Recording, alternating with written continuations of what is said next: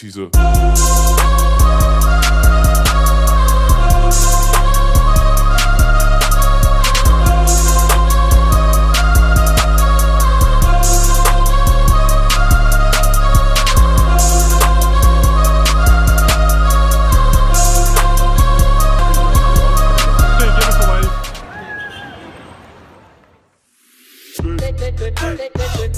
The Combat Cast, Episode 5, featuring Andrew MacDonald. And we are live. Hello and welcome to The Combat Cast. Today I'm joined with a very special guest, Mr. Andrew MacDonald from Arete Jiu Jitsu. So he is the founder of Arete Jiu Jitsu. He's had a literally countless number of fights in BJJ and has competed all across Asia and around the world. So I'd like to welcome Andrew to the show. Hi, how are you? Hello, Andrew. Thanks for having me. So to get things started, I just wanted to ask Andrew, how did your journey in martial arts begin? I've been doing martial arts for a long time. I can't put a pinpoint on the exact date when I started doing martial arts, but yeah, I was doing boxing and kung fu of all things. Wow. A long time ago in Ottawa, Ontario. Okay. And I remember in about 2000, I had the opportunity to go to China and do a training camp there, learning and doing Samba. Samba. So that's a good style. Yeah. That's quite like kickboxing. Like kickboxing, Muay Thai kickboxing, kind of. Yeah, very similar. And, a lot of takedowns too, right? A lot of takedowns, yeah, off catching the kicks and stuff.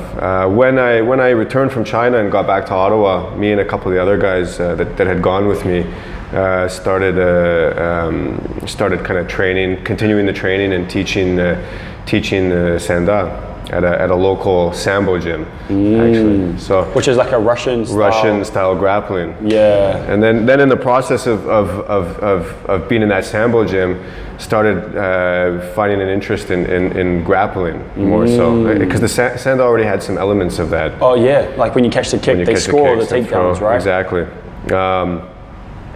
And started doing the Sambo and a bit of Judo at that same gym.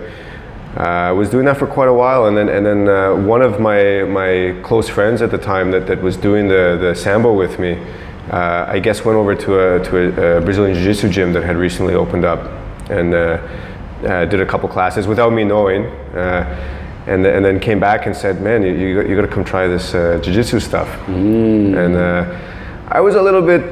I liked the striking arts. I always watched kung fu movies and thought like that stuff was really cool, and so I was not so. I mean, I found the grappling interesting, but I didn't think it as efficient or as deadly maybe as it would be if I could punch someone or kick someone.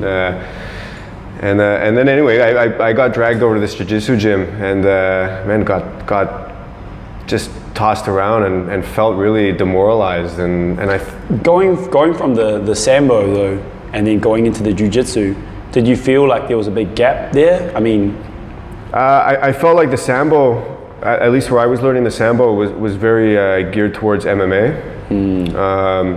It was technical, but maybe what I felt was when I went to the jiu-jitsu gym, there was a lot more technical application applied, and the structure of the class and maybe the way in which it's taught is a lot different. There's a lot more details, and then just doing the sparring element, I found that, man, I was helpless. Wow. Yeah, so that got me got the fire burning for Brazilian Jiu Jitsu. Wow, cool. So that's how your journey into Brazilian Jiu Jitsu began. That was the start of it, yeah. So it started off more striking, and then because of the Sanda and the Sambo, it kind of sparked that inkling about grappling in your mind. Exactly. And then you kind of got exposed to Jiu Jitsu, and then you got ragdolled around, as we all do on our first session. Right. Like, yeah, cool. And then that was kind of like a humbling experience, and away you go from there. Away we go, yeah. Damn, man, that's cool. Nice. Okay, so the next question I want to ask is, how did your journey in Asia and in Thailand begin? I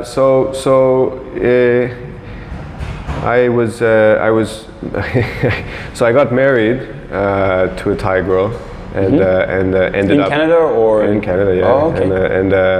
And ended up in Thailand, and kind of new opportunities too, new something new. Yep. Maybe sick of doing the same thing in Toronto, where I was living. Yep.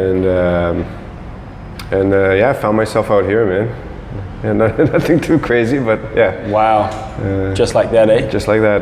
Have done kind of some other businesses here. From noodle, like I had a noodle shop, had a massage shop, all kinds of stuff, and then also opened up Arete Brazilian Jiu Jitsu. Yeah. Cool. Yeah. Wow, man. So, what motivated you to open up Arete? Like, what was your motivational factor there, or driver, I should say, that motivated you to open it? When I first moved to Bangkok. There weren't so many options for Brazilian Jiu Jitsu at the time. There were, I think, 2 or 3 kind of gyms here, which I joined obviously and was a member of. I just felt like maybe the style at which those other gyms were teaching was a little bit different from the way I liked to enjoy the sport. So I kind of just in what way? I guess the gym that I was learning at in Canada was a really relaxed, had a really relaxed atmosphere and kind of more of a Brazilian vibe to it in that aspect. I mean, the training was hard and there was discipline, but it was how do you say? It was more of a place that you could go after work and then kind of unwind. You know what I mean? There wasn't a lot of. I guess when you're training and you're doing jiu-jitsu, you don't want to feel like you're kind of at work or you're at school and you're tense and I just felt like maybe the style of training here at that time was like that a little bit. I see. Yeah. Interesting. So that kind of like sparked you to open up your own gym. How did you find opening up your own gym here in Thailand? I mean, Thailand is a country predominantly dominated by Muay Thai, right? So did you face any challenges around that? Not so much. I mean, there are challenges, but the people who are doing Muay Thai and then the people that are maybe interested in Jiu-Jitsu, I think originally it was a different demographic. 100%. Yeah. You know, that especially with foreigners. Well, the Thais, for example, usually it's traditionally like not so wealthy Thais that are doing the Muay Thai here, right? Traditionally, yeah. They're getting into Muay Thai because it's a means to an end. Yeah.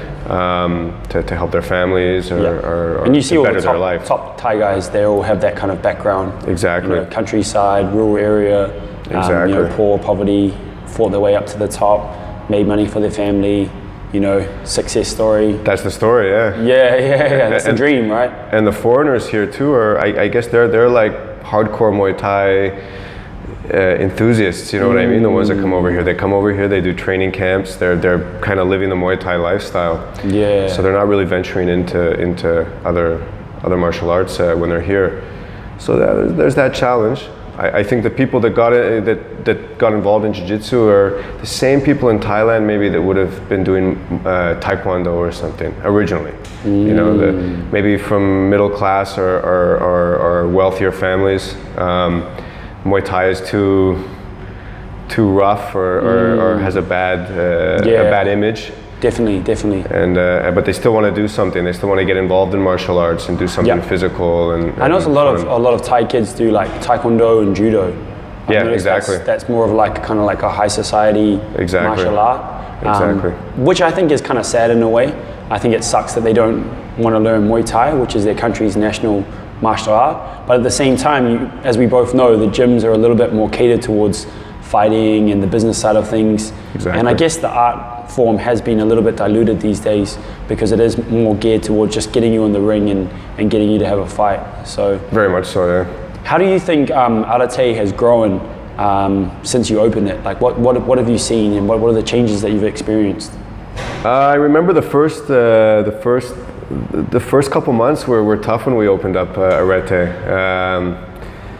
It took about 6 months for us to get maybe 10, 15 members. Okay. Well, that's a bit of a grind there. A bit of a grind, yeah. But once we got up to 10-15 members, and then word of mouth, people started talking, and we got up to maybe 30 members pretty quickly within the first year, I would say. 20 to 30 members. Okay. And we started. Arete is a friendly, kind of relaxed, has a friendly and relaxed environment, but we're also very competitive. Yeah. I've always enjoyed competing, so I've always kind of tried to push the students to compete if they feel like it. So I think right away we had a lot of students getting out and competing, and that really helped to kind of advertise the sport and advertise the gym. Yeah. So that was a big part of it, I think. So in terms of competitions, whereabouts exactly within Asia do you guys go? I mean, are there a lot of tournaments here in Thailand or abroad?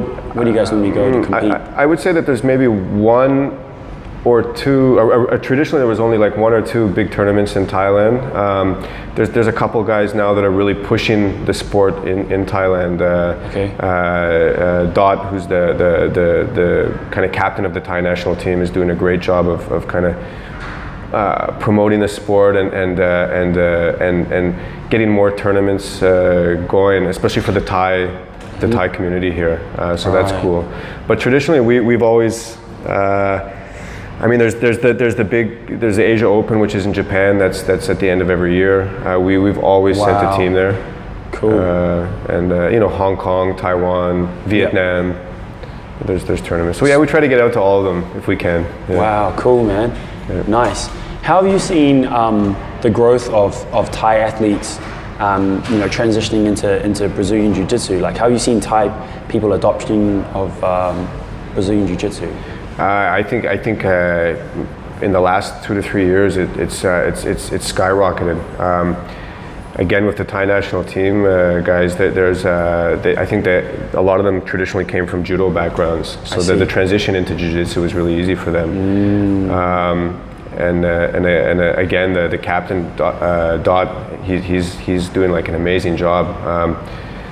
Those kids are going out and doing competitive competitions around the world and hanging with like some of the best jiu-jitsu guys from some of the best jiu-jitsu countries in the world. Wow. So that's really impressive. The Thai athletes are really strong. They're really they've got good.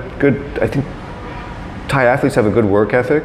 And they've got even though they're very quiet and they seem very shy, and when they're fighting, they've got some kind of fire that they're able to pull from, and it's quite scary actually. Just comes out of nowhere. Just comes out of nowhere, man. Yeah. Man, that's crazy. Awesome, dude.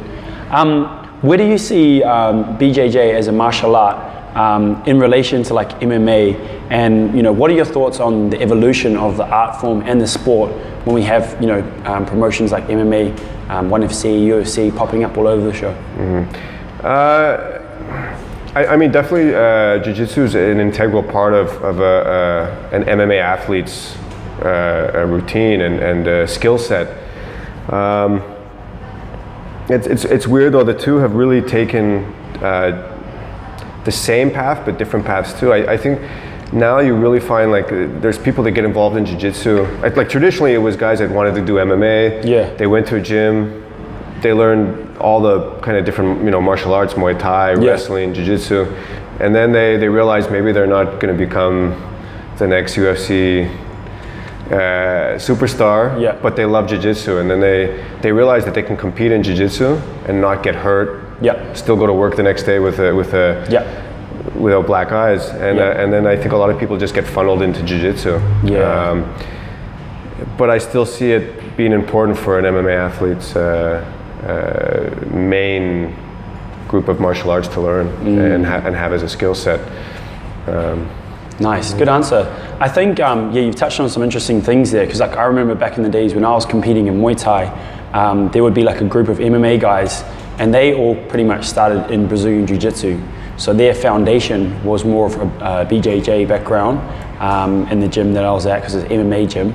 But I would say it was probably predominantly Muay Thai, but then it had an MMA coach and it had MMA fighters as well. But the BJJ guys would come and they would like spar with us and stuff, and then like we would basically just have to beat them up, and they had to try and take us down.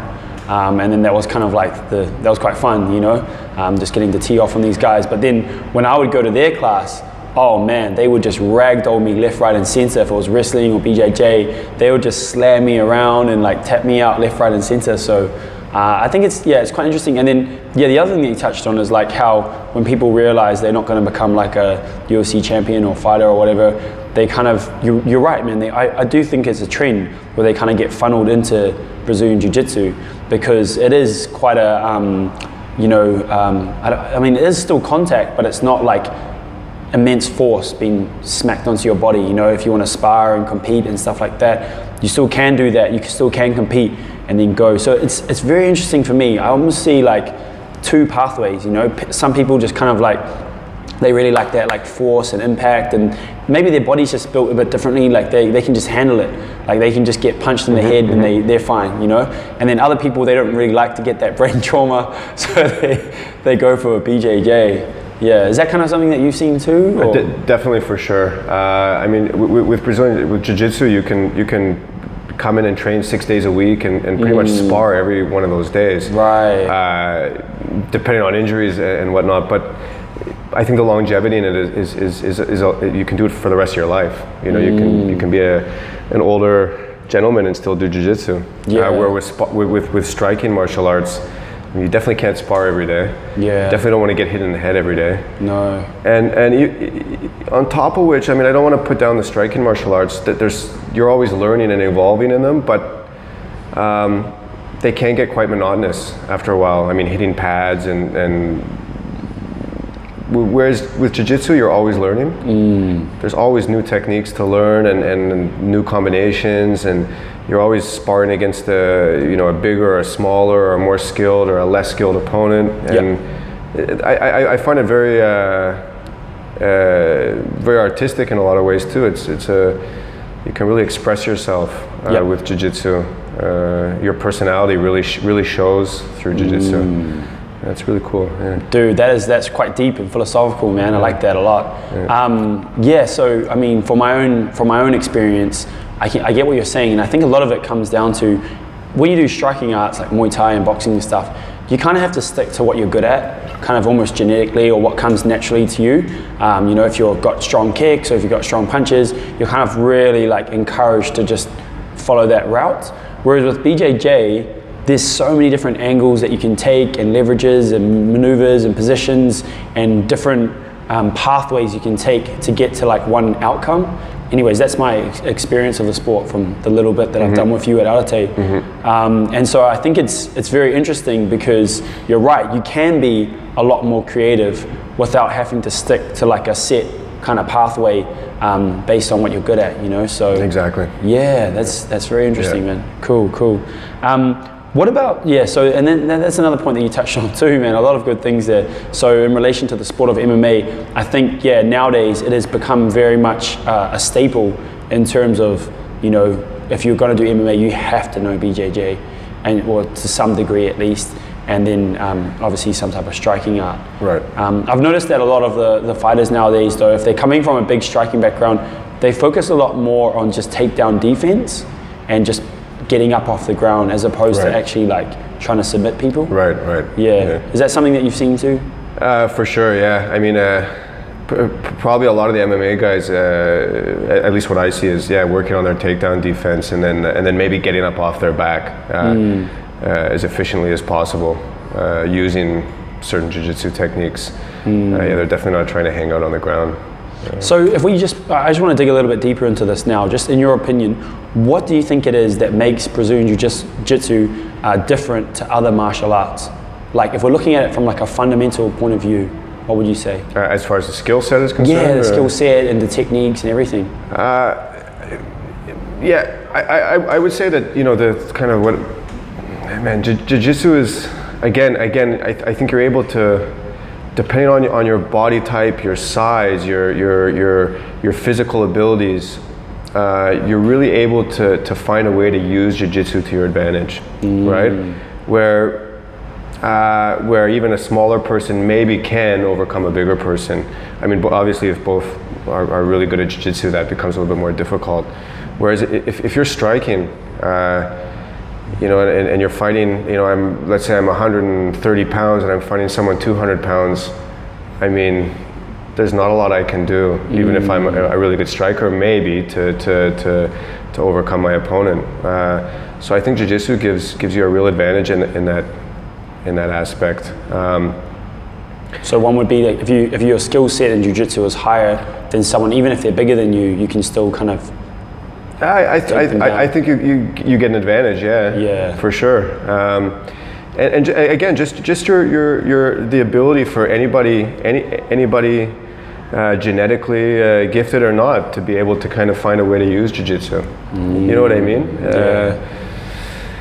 Man, there's so many ways to use one martial art. There's so many ways to you know, whether you like playing guard or you like to you know, do takedowns and be on top, or you know, so many different submissions, so many things to learn in jiu-jitsu. And I know for myself, I mean, through all the years I've been doing jiu-jitsu, I've changed the way I do jiu-jitsu, depending on you know, when I was young, for example, I would play the sport one way or the martial art one way, and now I try to do it a totally different way because of my age and my physical abilities.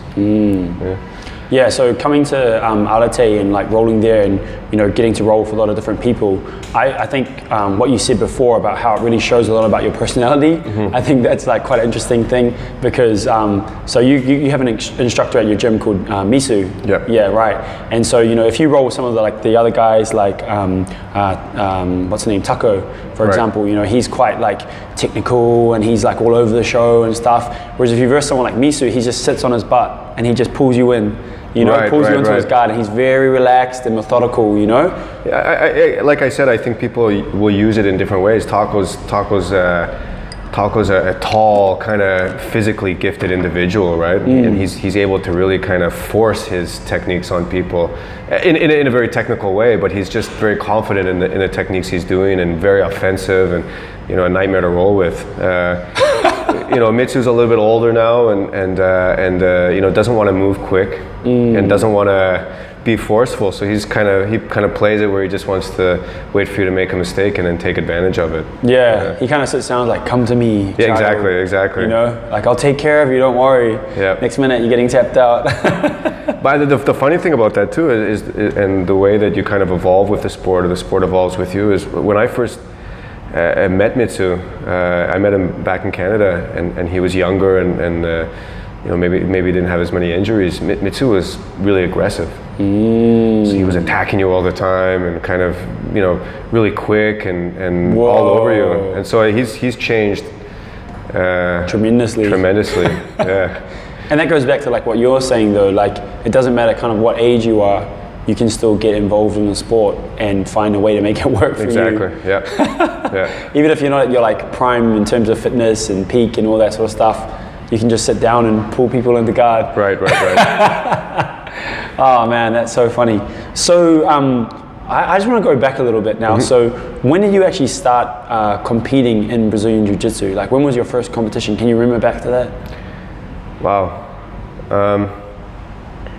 Geez, I don't remember the actual date. I mean, I remember the day. It was a white belt. I probably was training for maybe 3 months. I was pretty eager to compete. I think maybe 3-4 months, maybe 3 months into training Brazilian Jiu Jitsu, and it was a competition in Toronto, Ontario. Excuse me. And I remember I won gold, and I just remember. All I knew how to do was do like a double leg takedown and kind of a really rough guard pass, and then hold people in side control. And and I remember that's what I did the whole tournament. Maybe 3 matches. I can't remember. It was a long time ago. So did you submit anyone in that tournament? I don't think I submitted anybody. Just held them in a dominant position? I just took them down and passed, and then held them in a dominant position. I see. So that was like your first competition there. Yeah. Did you have any other kind of like martial arts? I mean, you fought in, was it Samba? Did you compete in that? I did, yeah. Did Samba. Gosh, a lot of stuff, man. So what would you say was your first martial arts fight? I would say it was in like a kung fu. Oh, really? Like a kung fu. I don't want to call it Sanda at that time. It would be like what would it be, like point sparring, like Okay. kind of like a kung fu open point sparring tournament. Okay, right. So you just have to kind of like touch someone in a certain spot. Like I with mean, a it strike. was pretty full contact, but it was point. I don't know, man. It was the rule set was not very kind of kung fu style, man. It just kind of yeah. all over the show. Interesting. So that was like kind of like your first martial arts contest there. I think so. Yeah. What would you say was like your toughest fight or martial arts contest to date, in terms of just like skill level and like physical, stress? I definitely think I would still have to say jiu-jitsu in a lot of ways, just due to the fact that especially in Asia, you're constantly coming up against the same people, and you're sometimes there's people that are better than you, or just better competitors than you. So you're constantly trying to catch those people and do better than them. So that's quite, because that plays with you mentally, right? You're always trying to figure out ways to beat certain people. It's like a chess match that's going on even after the match finishes. Exactly. You're like, I should have put my piece here, Right. Yeah. Interesting, man. Is there anyone that you kind of like versed several times in like competition, like elite level competition? Oh yeah, for sure. And then like they've got the better of you or something, and you kind yeah. Right. Of course, man. So yeah, and so you've rematched them a few times. There's one guy that I fought 3 times now, and he's beaten me all 3 times, man. Oh damn! But hey, he's a really avid competitor and a gentleman too, but really strong, man. And well, one day maybe. How important do you think strength is in Brazilian Jiu Jitsu? Physical strength? Yeah, physical strength. I definitely think if you're a competitor, you have to be physically strong. You have to be keeping up with your conditioning and your strength training, for sure. Huge. Do you do much strength training of your own? I do, yes. Or strength and conditioning, I should say. I do strength and conditioning. I've got equipment at my academy, so I'll try and get in and do some stuff on my own. But again, when you're doing a martial art like jiu-jitsu that takes up so much time and mental space, sometimes you get a little bit lazy. So I work with a couple other people too that help me get into shape. So when you're coming up to a competition, what would be like an average kind of like fight camp for you, or like a training camp? Let's say like probably, what kind of time frame are we looking at, and like? Yeah, so I would say 3 weeks is good. I mean, I'm always training, so I don't really need to kind of lose a bunch of fat and get into better shape, or I would say 3 weeks. Okay, 3 to 4 weeks. So again, you just touched on something interesting. So this seems to be a recurring theme that I've noticed across the kind of like martial arts competitive community, and that's that in a fight sport, they always try to keep the fighter in shape. And a lot of that is because, in different fighting sports, it's like you get last minute call-ups and opportunities to fight and jump into comps and whatnot. So that's one reason. And the other reason as well is because when a fight does come up, you don't have to spend time getting into shape if you're already in shape. You just spike the intensity up and get yourself into that kind of like peak conditioning. Yep, exactly. Is there anything else that you do? So you got your jiu-jitsu practice, like your skill work. Is there anything else that you do in particular leading up to a competition? I definitely try and get in some conditioning. So Okay. I work with some really close friends of mine that help me get into good shape too. Nice. So what kind of stuff do they do with you? Oh man, different stuff. A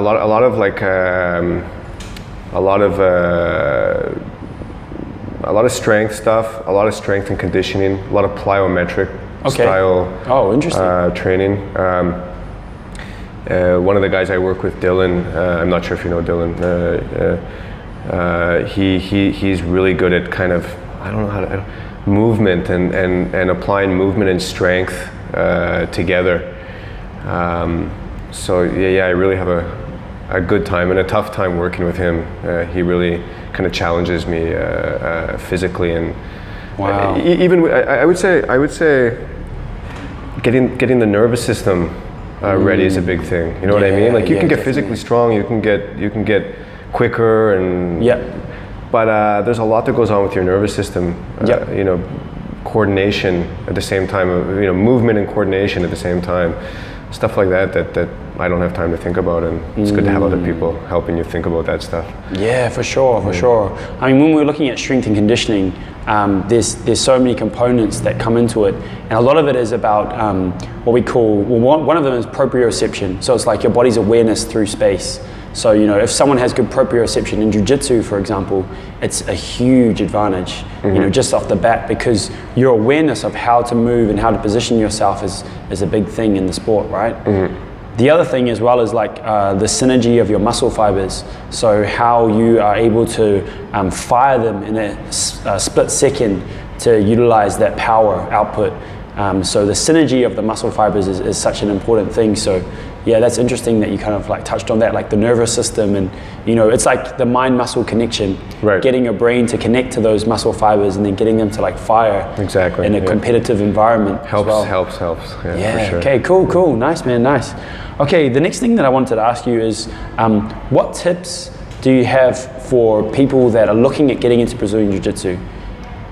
Tips, or that are new to the sport?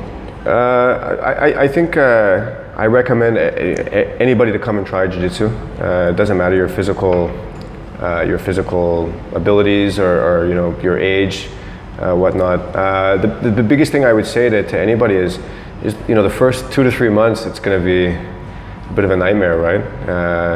You don't know any technique. You're using muscles that you've probably never used before. The biggest tip is just to stick with it, and you'll see after 3 months, 4 months, 5 months, your body will just adapt, and you'll get a bit of technique, and then you'll start to really enjoy it. It'll probably become a lifestyle for most people, I think, if they stick with it for the first 3 to 4 months. Nice. One thing I've noticed with the type of muscular contractions that you have in jiu-jitsu is that it's what we call tensile, which is where it's like a constant contraction. You know, for example, gripping onto someone or holding a certain position for a long period of time.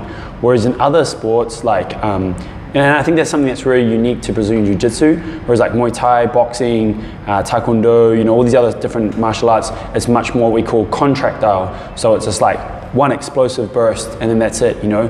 There isn't so much of that tensile contraction, whereas when you look at jiu-jitsu, it's pretty much predominantly tensile contraction. So that's something that's quite unique to the sport, you know. I think it depends on the level of the jiu-jitsu, the person doing the jiu-jitsu too. I think when you start jiu-jitsu, you know, for the first 2-3 years, maybe there is a lot of that, right? You are quite tense all the time and gripping hard, and I think once you get up to you know, a black belt or a brown belt or a black belt, you start relaxing a lot. Right. So you're not tensing up as much as you would prior. So it becomes a lot more relaxed, a lot more. You know, there's moments of being tense. Exactly. But not as much as it would be at the beginning. So learning how to conserve your energy a little bit better. For sure, yeah. I mean, I versed a purple belt at your gym, that Japanese lady, what was her name, sorry? Nanami? Yeah, Nanami. Yeah, I versed her a few weeks back, and I had this whole mindset, like, I'm gonna try and stay relaxed, I'm not gonna use my strength, I'm just gonna use technique. She slaughtered me, man, like, kicked my leg out, like, freaking, like, tried to armbar me, did this, like, alligator choke and stuff. I was like, damn, I should have used my strength. Right. Yeah. She just butchered me, man. She's tough. Unforgiving. she's probably just as strong as you too, though. Maybe. No, she's strong. She's tough. She's a beast. She's a I would say a high-level athlete for sure. Yeah. But very like unsuspecting though. You see her, and she's a smiley like Japanese woman. Even when I see her beating up all the dudes in the gym, and she's just got the smile on her face, you know, as she like demolishes like guy after guy. Right. Yeah. No, she's tough. Even for me, she's tough. Yeah. So your first tip would be just for everyone to come and have a go and just try it out.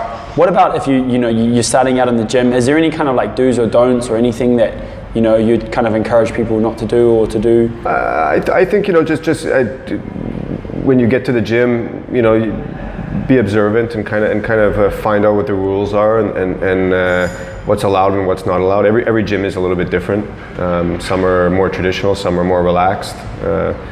But usually jiu-jitsu gyms are pretty cool, man. People are pretty down to earth, and I wouldn't worry too much. And just get in there and have fun. And have fun, yeah.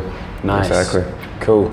The thing that I wanted to finish up on is kind of like what's next for you? What's next in terms of like competition and stuff?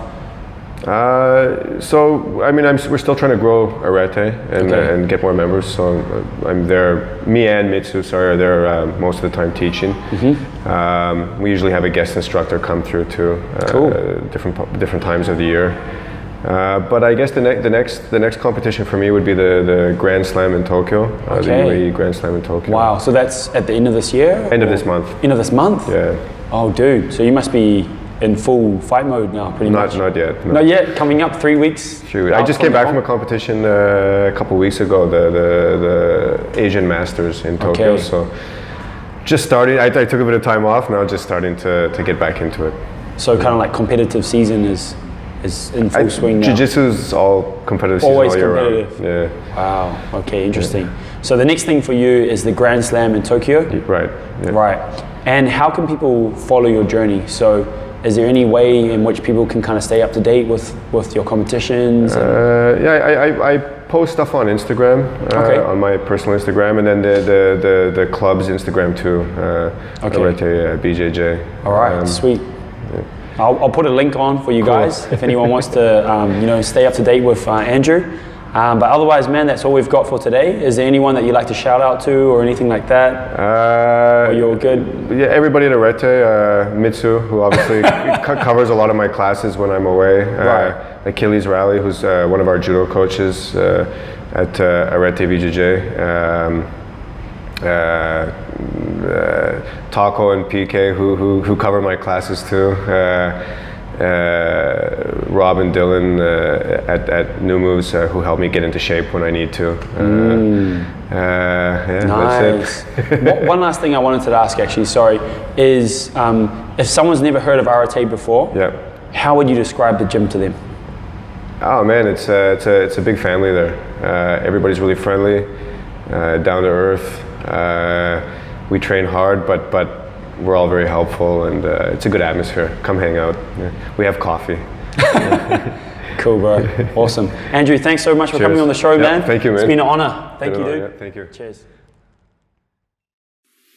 Hey guys, Steve here. If you like the content, please don't forget to press like and subscribe to stay up to date with the most recent episodes. I'll see you guys on the next one.